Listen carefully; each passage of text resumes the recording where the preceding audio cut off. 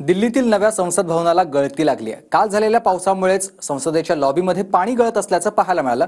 दरम्यान यावरून विरोधकांनी सरकारला चांगलंच धारेवर धरलंय। पाहूयात। देशभरामध्ये मोदी आणि शहा यांच्या ठेकेदारांनी बनवलेले पूल कोसळत आहेत। या अत्यंत अल्प काळामध्ये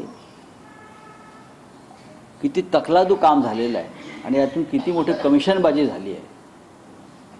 अगदी महाराष्ट्रात समृद्धी असेल, अटल सेतू असेल, त्याच्यामुळे जर संसदेला गळती लागली, या संसदेच्या पायरीच्या वर पाणी गेलं, यात आमच्या सरकारला आश्चर्य वाटावं असं काही नाही। म्हणजे हा पहिला पाऊस नाही, या आधीच्या पावसातच संसदेला गळती लागली होती। नाही, आता संसदेला गळती लागणं खरं म्हणजे हे वाईटच आहे। याचाच अर्थ की ज्या पद्धतीनं तुम्ही ही जी कामं करताय ही निवळ तुमच्या लोकप्रियतेच्या हव्यासापोटी करताय।